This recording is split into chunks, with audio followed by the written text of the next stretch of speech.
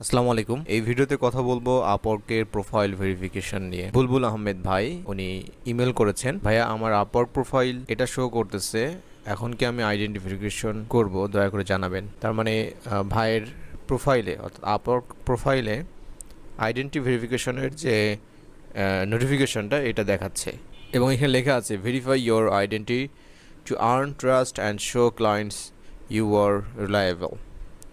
Okay, so increase your profile visibility in search result and win more work with an IDV badges. Okay, so identity verification definitely আপনাকে করতে হবে।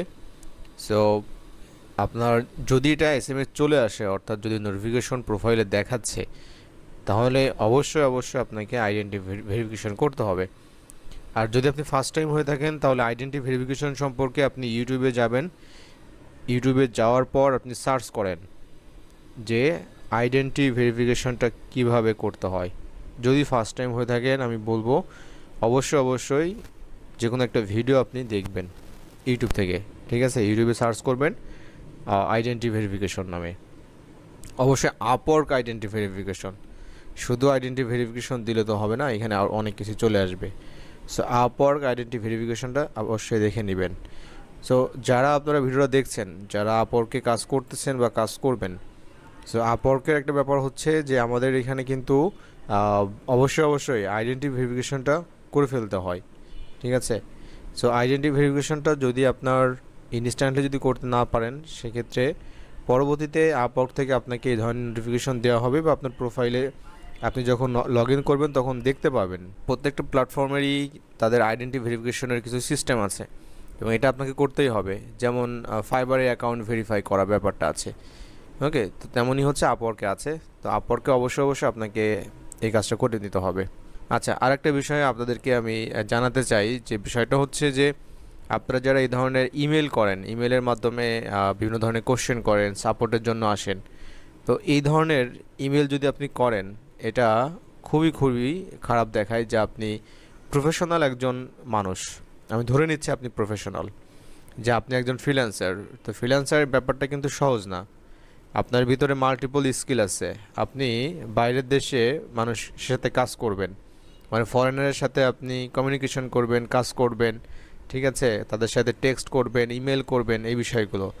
তো এই যে একটা email ভাই দিয়েছেন, বুলবুল আহমেদ ভাই, আমি নামটা মেনশন করব, মানে একটা ইমেল করেছেন কিন্তু কোনো সাবজেক্ট লাইন নাই। তো সাবজেক্ট লাইন না থাকলে এইটা যখন এই ধরনের ইমেল যখন আসে তখন কিন্তু অনেকে ইগনোর করে, ঠিক আছে? সাপোর্ট আপনি পাবেন না বা রিপ্লাই আপনি পাবেন না। সো এটা কিন্তু কোনো মেসেঞ্জার না যে আপনি মেসেঞ্জারে জাস্ট একটা ইমেজ দিয়ে দিচ্ছেন আর টেক্সট দিচ্ছেন যে ভাই আমার আপওয়ার্কে এই সমস্যাটা হচ্ছে, আমি এখন কি করব।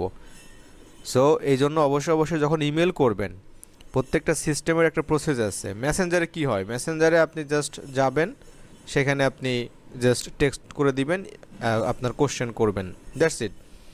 কিন্তু যখন আপনি প্রফেশনালভাবে যখন ইমেল করবেন, অবশ্যই ইমেলের একটা প্যাটার্ন আছে এবং এটা হচ্ছে আপনার বলতে গেলে মানে ইমেল দেওয়ার কিছু একদম মানে ফরজ যে রুলসগুলো আছে, ঠিক আছে?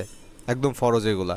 তার মধ্যে এক নম্বর হচ্ছে টাইটেলটা অবশ্যই আপনাকে দিতে হবে এবং এটা প্রফেশনাল যে একটা কমিউনিকেশন এটা বোঝায় এবং আপনি যে একজন প্রফেশনাল এটাও পরিষ্কার। কিন্তু আমি অনেক মেইল পাই, দেখি যে কোনো সাবজেক্ট নাই, মানে একদম গদবাঁধা মেসেঞ্জারের মতো হাই হ্যালো দিয়ে আপনারা কোশ্চেন করেন, এগুলো একদমই ঠিক না। এখন আপনি বলতে পারেন তো ভাই এগুলো তো করতে তো সমস্যা নাই। হ্যাঁ, সমস্যা আছে, খুবই সমস্যা আছে, মারাত্মক সমস্যা আছে। এই সমস্যাটা কি? এই সমস্যাটা হচ্ছে প্র্যাকটিসের সমস্যা। মানে আপনার এই যে হ্যাবিটটা, এই হ্যাবিটটা কিন্তু বাজে। এই হ্যাবিটটা কিন্তু সহজে আপনি চেঞ্জ করতে পারবেন না। তো চেঞ্জ করতে হলে তো সময় লাগবে। মানে আপনি আজকে এখানে আমাকে টেক্সট দিচ্ছেন, মানে মেইল দিচ্ছেন, হয়তো অন্য কোনো একটা অফিসিয়াল কাজের জন্য আপনি মেইল দিবেন, তখনও কিন্তু আপনার এই হালকামো থাকবে এবং আপনি এই ধরনের কাজ করবেন, ঠিক আছে? মানে কোনো ধরনের ইন্ট্রো ছাড়া, কোনো ধরনের মেন লাইন ছাড়া, তারপরে টাইটেল ছাড়া এই ধরনের একটা আপনি মানে ইমেল আপনি সেন্ড করে দিবেন। সো এটা আপনার প্রফেশনাল কাজের জন্য কিন্তু মানে অ্যাকচুয়ালি এটাকে বলে মানে ভালো কোনো প্র্যাকটিস না এটা। সো অবশ্যই এই বিষয়গুলো মাথায় রাখবেন। যখন যে প্ল্যাটফর্ম ব্যবহার করবেন সেই প্ল্যাটফর্মের সব কিছু ভালোভাবে সুন্দরভাবে প্রেজেন্ট করার চেষ্টা করবেন নিজেকে। ওকে, আশা করি বুঝতে পারছেন। এনিওয়ে, সো আপনাদের যদি আপওয়ার্ক, ফাইবার, ফ্রিল্যান্সার নিয়ে যদি কোনো কোশ্চেন থাকে অবশ্যই feel free to ask and feel free to আপনারা ইমেল করতে পারেন। ওকে, সো দেখা হচ্ছে অন্য একটা ভিডিওতে। ভালো থাকবেন সবাই, আল্লাহ হাফেজ।